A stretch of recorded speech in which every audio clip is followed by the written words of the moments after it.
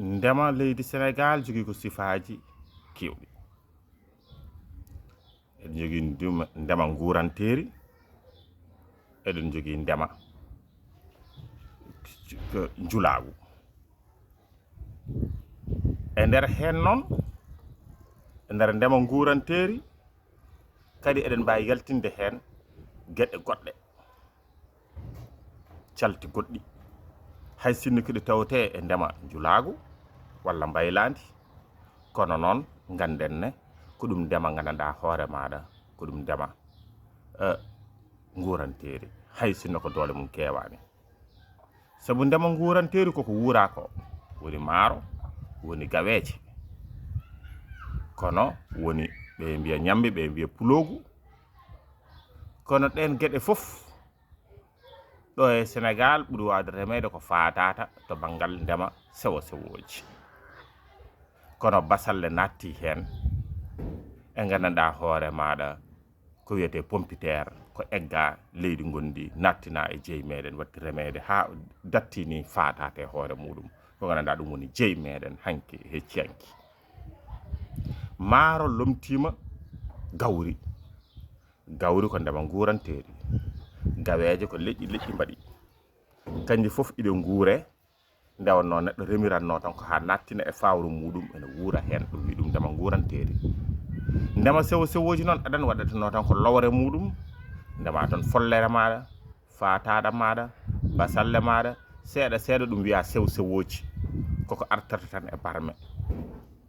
Kono jooni ɗum heewi haa nattii kadi watti yeeyteede, neɗɗo waɗata ko ngesa ko wuurba, remataa maaro, remataa gawri, remata tan ko basalle walla pompiteer, nannga yeeyta walla faataata. Won heen mbaɗi ko gese sewo sewooji, ɗeen gese ne ko noon tan ɗe njaari. Leƴƴi sewo sewo kala, tamaate gaa,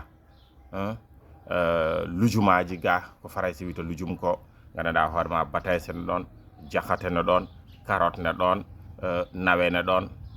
Ɗeen geɗe fof tawtii en heen. Tesko ɗe carotte, nawe, batayse ɗo wonaa leƴƴi ɗi nganndanɗaa ndemateeɗi ɗi fulɓe nganndi. Sen ƴeewii innde asli majje ni ɗi njeyaaka e nder leñol fulɓe, ƴeewoytee koye ɗemɗe goɗɗe, ndeka ko pine goɗɗe ngeggi ɗum ngaddi e nder meeɗen. Nden ɗiɗo sewo sewooji tawteteeɗi e ndefuuji meeɗen fof mbatti wonde kañumne ndema mbaylaandi, manam mbatte neɗɗo waɗa ngesa muɗum tan taw ko sewo sewooji tan remata ina yeeyta. Ndeke natti wonde ndema nguuranteeri wonti ndema mbaylaandi. Ndema mbaylaandi noon goo ko maaro eggoyee artiree. Sénégal remaani ko nganndanɗaa kene yona ɗum e maaro, wona mi haalaani gawri kene wuura ɗum, ndeke faggoyto. Ko faggotoo ina adda e leydi muɗum ko, jiidaa e ko yaltinta e nder leydi mum ko faggatee ko kadi ko ɗum nganndanɗaa hoore maaɗa e nder heen en jogii watti remeede heen ɗo ko wiyetee ndema leƴƴe ɓesnooje. Leɗɗe ɓesnoore kadi waɗi ko leƴƴi. Ɗum fof kadi koye sifaaji ndema wiyetee. Ɗum ɗoon fof kadi haaɗaani ɗoon. Kanji fof kadi iɗi faggatee ɗe njeeytee. Ndeke ɗo en jogii ndema nguuranteeri, ndema faggudu, manam ndema mbaylaandi. E ndema mbaylaandi ndi e ndema nguuranteeri ndi fof en tawtee faggudu ndu nganndanɗaa hoore maaɗa nguuree heen kono somoyee heen, kono kadi yeeytoyee heen. Eɗen ndemi jogii ndema sewo sewooji, eɗen ndema leɗɗe ɓesnooje. Ɗum Sénégal yarata e ndema.